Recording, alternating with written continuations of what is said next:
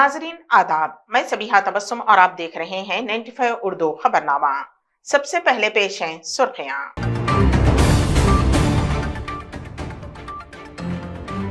Telugu film अदाकार कृष्णा की आखिरी रसूमात मुकम्मल सरकारी एजाजात के साथ अदा की जाएंगी, वजीर आला का ऐलान। साउथ जोन टास्क फोर्स और फलकनुमा पुलिस की मुश्तरका कार्रवाई में गैर कानूनी तौर पर सिम कार्ड्स फरोख्त करने वाली टोली गिरफ्तार।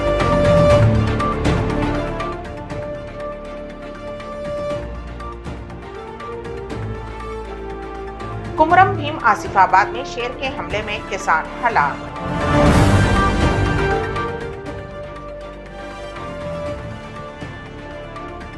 और G20 समिट से वजीर आजम नरेंद्र मोदी का खिताब।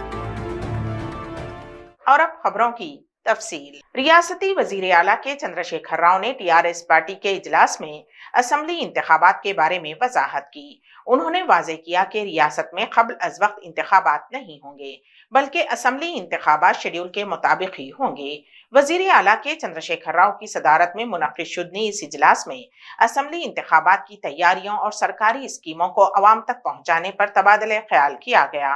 इजलास में उन्होंने दो टोक अंदाज में कहा कि आइंदा इलेक्शन में मौजूदा अरकान असम्बली को ही टिकट दिया जाएगा। उन्होंने मशवरा दिया कि हर एमएलए को अवाम से बाकायदगी से बातचीत करनी चाहिए और पार्टी कारकुनाओं को चाहिए कि वो इंतखाबात के लिए तैयारियां करें।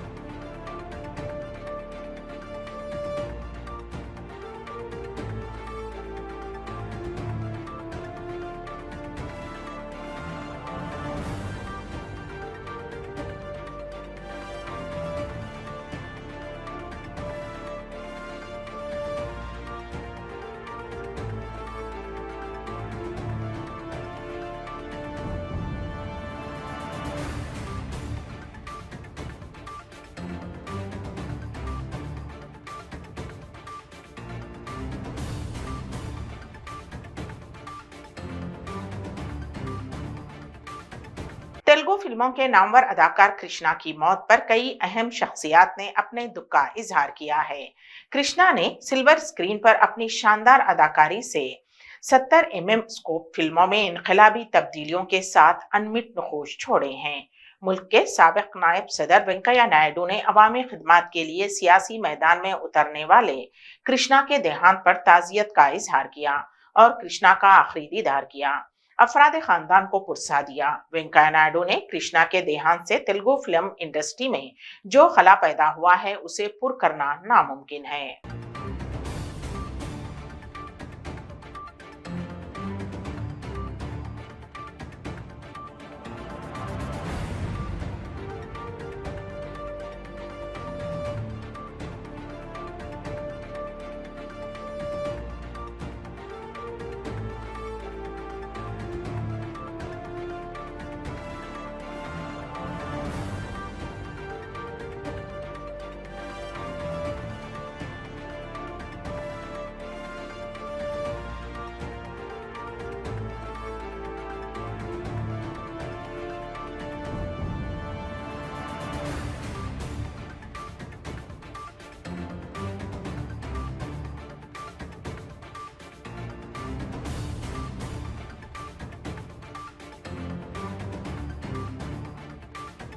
रियासती वजीर आला के चंद्रशेखर राव ने सुपरस्टार कृष्णा के जसद खाकी को खिराज अकीदत पेश किया। वजीर आला ने महेश बाबू और कृष्णा के अहले खाना से मुलाकात की। बाद अज़ा उन्होंने कहा कि वो जाती तौर पर महसूस करते हैं कि उन्होंने एक अच्छा दोस्त खो दिया है। ये बड़े दुख की बात है कि मारूफ अदाकार कृष्णा अब हमारे दरमियान नहीं रहे। उन्होंने रुकने पार्लियामेंट की हैसियत से भी खिदमत अंजाम दी हैं। वजीर आला के चंद्रशेखर राव ने कहा कि कृष्णा की फिल्म अल्लूरी सीतारामा राजू उन्होंने कई मर्तबा देखी है। वजीर आला के चंद्रशेखर राव ने ऐलान किया है कि नामवर अदाकार कृष्णा की आखिरी रसूमात तमाम सरकारी एजाजात के साथ मुकम्मल तौर पर अदा की जाएंगी।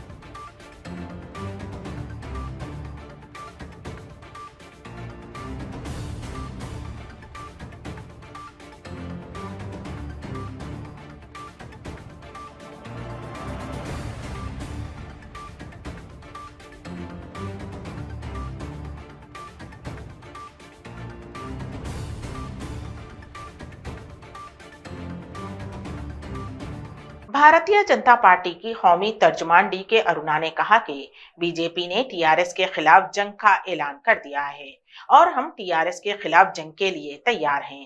डीके अरुणा ने टीआरएस को तनकीद का निशाना बनाते हुए कहा कि बीजेपी आप जैसे बदुनवान लोगों को मदऊ करने की हालत में नहीं है और इस तरह की सस्ती सियासत हम नहीं करते। మీ కనుసన్నల లోపలనే వాళ్ళని ఎందుకు పెట్టుకున్నారు? వాళ్ళు బయటికి వెళ్తే ఎక్కడ నోరు జారుతారో, ఏదైనా తప్పు మాట్లాడితే ఏమవుతుందో ఉన్న వాస్తవాలన్నీ బయటకు వస్తాయి. మీరు ఆడిన కట్టినటువంటి సినిమా కథ ఏదైతే ఉందో, అయినా సినిమా కథ ఏదైతే ఉందో అది మొత్తం కూడా మరి బయటపడుతున్నటువంటి ఒక ఆలోచనతోనే వాళ్ళని బయటికి రానియకుండా ఉన్నారా? ఎందుకు వాళ్ళని మీరు ఇప్పటిదాకా కూడా బయటికి రానియకుండా ప్రగతి భవన్లోనే ఉంచుకుంటున్నారు? కారణం ఏంది? వాళ్ళకు బెదిరింపు కాల్సా? బెదిరింపు కాల్స్ ఎక్కడి నుంచి వస్తే మీ దగ్గర ఇంతగానం యంత్రాంగం ఉంది, ఇంతగానం కాల్స్ అన్నింటినీ కూడా ట్రాప్ చేసేటటువంటి మీరు బెదిరింపు కాల్స్ ఎక్కడి నుంచి వస్తున్నాయో తెలియదా? ఆ నంబర్స్ ఏవో ట్రాప్ చేయలేరా? ఆ నంబర్స్ ఏవో మీరు తెలుసుకోలేరా? ఆ నంబర్స్ ఎవరో మీరు బయట పెట్టలేరా? ఎందుకు ఇంకా ప్రజల్ని ఇట్లా అబద్ధాలు చెప్పి నమ్మించాలని చూస్తారు? వాళ్ళు బయటికి వెళ్తే మీ యొక్క నిజాలు బయటపడతాయి. అందుకే వాళ్ళని బయటకు వదలనీయకుండా అంత హై డ్రామా. వాళ్ళకంటే బీపీ బండ్లు అంట, వాళ్ళని ఎవరయ్యా పాపం? వాళ్ళకంటే బీపీ బండ్లు అంట, వాళ్ళకంట పెద్ద ఎత్తున వాళ్ళకి పోలీసు రక్షణ అంట. అంటే మీ నుంచే వాళ్ళకి ప్రాణభాయం ఉంటుంది, వేరే వాళ్ళ ఊహ నుంచి ఉండదు. మీ యొక్క ఆడిన నాటకాన్ని అంతా ఎక్కడ బయట పెడతారనేటటువంటి భయంతోనే వాళ్ళ పోలీసుల రక్షణ అవసరం తప్ప వాళ్ళ ప్రాణభయం ఉండేది మీ దగ్గర నుంచే. వేరే వాళ్ళ ఊహ వాళ్ళని ఏం చేయరు. ఆ ఎమ్మెల్యేలని మొత్తం మీ కనసలంలో పెట్టుకొని బయటికి వెళ్ళనీయకుండా మరి ఈరోజు వాళ్ళ నోటు నుంచి ఎక్కడ బయటికి వెళ్తే ఏం మాట బయటకు వస్తున్నటువంటి భయంతోనే వాళ్ళు మీ ప్రగతి భవన్లో పెట్టుకున్నారు. ప్రాణభయం, ఆ భయం ఏమని భయం చెప్పుకుంటూ ఆ ప్రాణభయం అంతా ఉంటే వాళ్ళకి నీ నుంచే ఉంటుంది కేసీఆర్. ఇంకెవ్వరి నుంచి వాళ్ళకి ప్రాణభయం ఉండదు. వాళ్ళు వెంబడే బయటికి విడుదల చేయండి. ముందు నియోజకవర్గ ప్రజలకు సేవ చేయండి. ఇప్పటికే దాదాపు ఇది అంటే 20 రోజుల పైన అయిపోయింది. మీ యొక్క మీ యొక్క అంటే మీ ప్రగతి భవన్ లో ఉండబట్టే 20 రోజుల పైన అవుతుంది. ఫామ్ హౌస్ కి వెళ్ళి స్ట్రైట్ గా ప్రగతి భవన్ నుంచి మళ్ళీ మీ ఎంబడి మునుగోడు, మళ్ళీ మునుగోడు నుంచి బ్యాక్ మీ ఎంబడి మీ దగ్గరనే ఉన్నారు. అంత భయం ఎందుకు మీకు? వాళ్ళని బయటకు వదలడానికి అంత భయం ఎందుకు? మీ ఎమ్మెల్యేల మీద మీకు నమ్మకం లేదా? ఆణిముత్యాల మీద మీకు నమ్మకం లేదా? మీ ఆణిముత్యాల మీదనే మీకు విశ్వాసం లేకపోతే ఎట్లా? ఆణిముత్యాలు పాపం అంతా మీకు చెప్పింది కదా, వాళ్ళ మీద మీకు విశ్వాసం లేకపోతే ఎట్లండి? కేసీఆర్ గారు ఇంకా మిమ్మల్ని ప్రజలు నమ్ముతారని అనుకోవద్దు. మీ మోసాలన్నీ ప్రజలు గ్రహిస్తున్నారు. వాళ్ళ నిజంగా మీకు చిత్తశుద్ధి ఉంటే వాళ్ళని బయటికి వదిలిపెట్టండి, ప్రజలలోకి తిరగనివ్వండి, వాళ్ళ వాస్తవాలను బయటకు చెప్పనివ్వండి. रियासत तेलंगाना के हेल्थ डायरेक्टर श्रीनिवास राव की जानिब से वजीर आला के चंद्रशेखर राव के पैर छूना सियासी जमातों में मौजूए बहस बना हुआ है। एक अहम तरीन ओहदे पर फायज होते हुए वजीर आला के चंद्रशेखर राव के पैर छूना समाज में एक नई बहस को छेड़ दिया है। हेल्थ डायरेक्टर श्रीनिवास राव का वजीर आला के पैर छूने वाला वीडियो सोशल मीडिया पर वायरल हो गया है।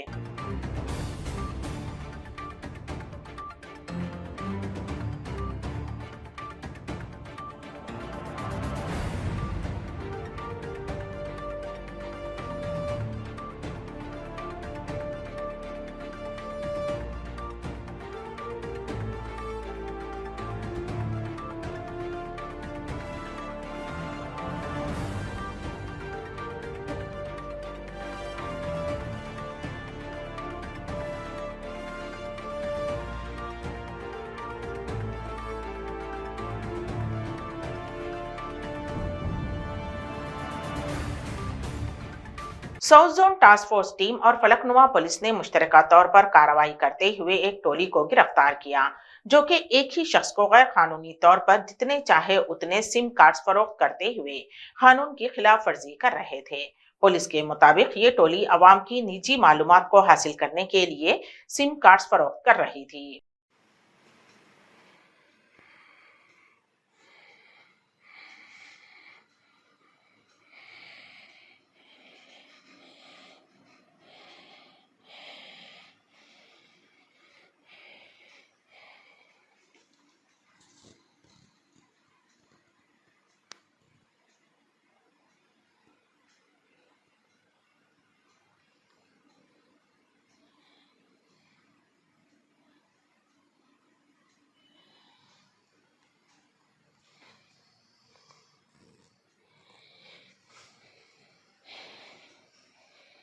जिले नलगुंडे के मुनगोडू में सीपीआई का इजलास मुनक्किद हुआ। इस मौके पर रियासती सेक्रेटरी के सांबा शिवराव, कौमी कौंसिल अरकान पी वेंकट रेड्डी, सत्यम और श्री रामलू अदिगर ने शिरकत की। इस मौके पर मुखातिब होते हुए उन्होंने कहा कि मुनगोडू जिमनी इंतखाब से हमें बहुत कुछ सीखने को मिल रहा है। इस मौके पर उन्होंने बीजेपी को कड़ी तनकीद का निशाना बनाया। మునుగోడులో జరిగినటువంటి ఉప ఎన్నిక ఒక అనేక చర్చలకు అది అవకాశం ఇచ్చింది.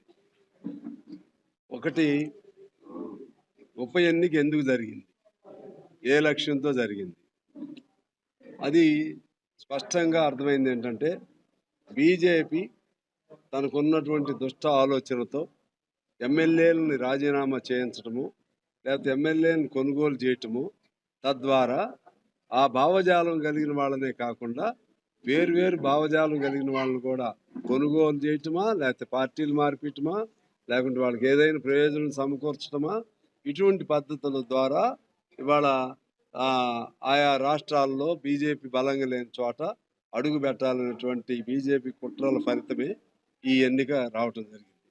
ఈ సందర్భంగా ప్రజల్లో ఒక చైతన్యవంతమైనటువంటి పాత్రని కల్పించడంలో అన్ని పార్టీలుగా విఫలం అవటం జరిగింది. అంటే ఎన్నికంటే కేవలం డబ్బు అనేదే ఒక అర్థంగా మారిపోయింది. ఎన్నిక అంటే ఒక ఓట్ల పండగగా, ఇది ప్రజాస్వామ్యాన్ని బ్రతికించుకునేటువంటి క్రమం అనేది కాకుండా ఎన్నికలు అనేదంటే ఓట్ల పండగలాగా, ఎన్నికలు కావాలని ఇతర ఎమ్మెల్యేలను కూడా మీరు కూడా రాజీనామాలు చేయండి అని కొంతమంది అడగటం అంటేనే ఎంత ఈ వ్యవస్థ ఏ దశకి వెళ్ళిందో అర్థమవుతా ఉంది. అదేవిధంగా చాలా గ్రామాల్లో మాకు ఒక రైట్ లాగా తయారైంది. అందువలన ఇవాళ ఆ అంశం పైన సుదీర్ఘంగా ఆలోచన చేయాల్సినటువంటి అవసరం. ఇప్పుడు ఎన్నికలు అయిపోయాయి కాబట్టి దానిపైన డబ్బు రహిత ఎన్నికలుగా ఎలా మార్చాలనే దాని మీద ఖచ్చితంగా అన్ని పార్టీలు ఆలోచన చేయాలి. ఎలక్షన్ కమిషన్ కోరలు కలిగినటువంటి, ఇవాళ కోరలు లేని ఎలక్షన్ కమిషన్ లాగా అయిపోయింది. ధృతరాష్ట్రుడిలాగా చూసి చూడనట్లుగా, కళ్ళకి గంతలు కట్టుకున్నట్లుగా, గాంధారిలాగా ఈ ఎన్నికల కమిషన్ వ్యవహరిస్తూ ఉంది. అందువలన మొన్నటి ఎన్నికల్లో ఇది పెద్ద చర్చనీయాంశం లాగా అయిపోయింది. భవిష్యత్తులో కమ్యూనిస్ట్ పార్టీలు లేకపోతే నీతివంతంగా నిజాయితీగా పోటీలు చేయాలనుకునేటువంటి సామాన్యుల పరిస్థితి ఏమిటనేది ఇవాళ ఓ చర్చ రావాల్సిన అవసరం ఉంది. రెండోది, బీజేపీ భావజాలాన్ని నమ్ముకుందా, డబ్బును నమ్ముకుందా, వాడు సమాధానం చెప్పాలి.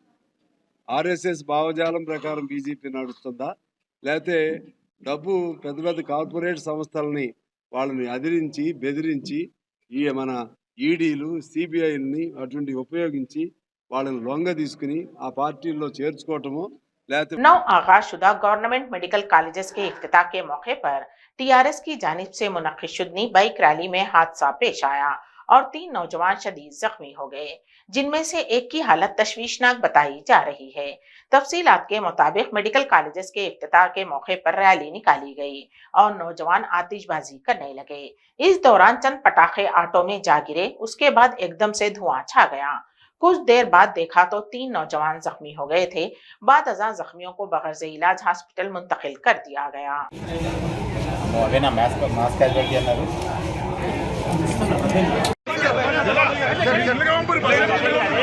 जिले कुमरम भीम आसिफाबाद में शेर के हमले में एक किसान हलाक हो गया। वानखेड़ी मंडल के चौपनगुड़ा पंचायत के तहत खानापुर गांव के रहने वाले भीमा नामी किसान पर शेर ने आज हमला कर दिया, जिसकी वजह से मौके पर ही उसकी मौत वाक़ई हो गई। मुकामी अफराद का कहना है कि शेर उसे कुछ देर तक घसीटता हुआ ले गया।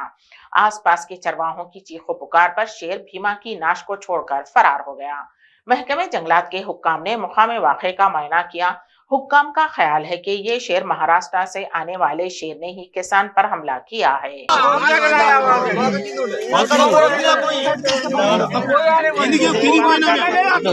वजीर आजम नरेंद्र मोदी और अमेरिकी सदर जो बाइडेन के दरमियान गर्म जोशाना मुलाकात हुई।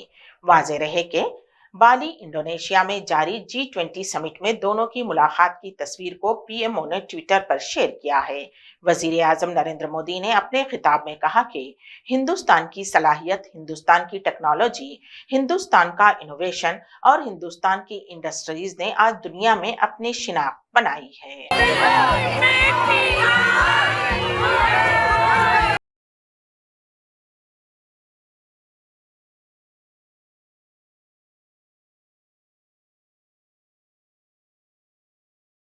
कुटुंबकम, यही संस्कार विश्व कल्याण का मार्ग प्रशस्त करते हैं।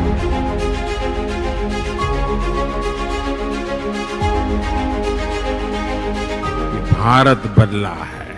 आज अपने विकास के लिए भारत जब अमृत काल का रोडमैप तैयार करता है तो उसमें दुनिया की आर्थिक, राजनीतिक आकांक्षाओं का भी समावेश है।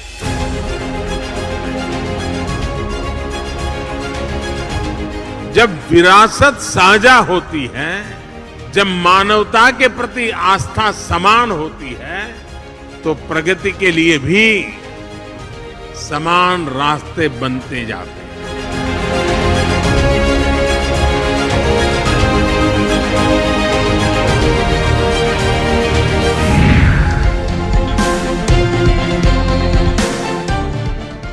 भारत और इंडोनेशिया 21वीं सदी में विकास के लिए एक दूसरे के साथ कंधे से कंधा मिलाकर काम कर रहे हैं।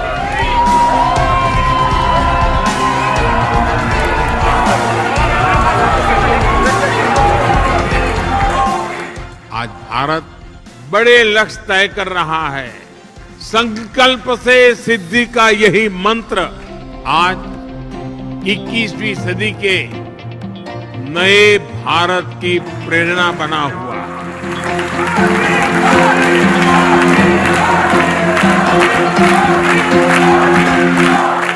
95 उर्दू खबरनामे के अख्तिताम से कबल दोबारा सुर्खियों पर एक नजर।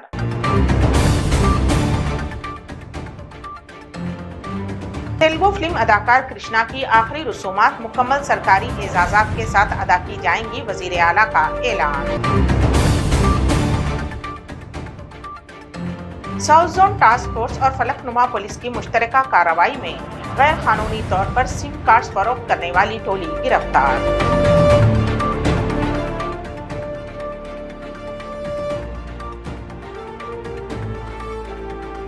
कुमरम भीम आसिफाबाद में शेर के हमले में किसान हलाक।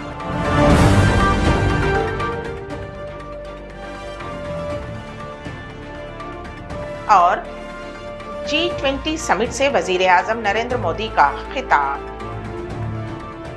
इसी के साथ ही 95 उर्दू खबरनामा यहीं पर इख्तिताम पजीर होता है। तो दीजिएगा सबीहा तबस्सुम को इजाजत। अल्लाह हाफिज।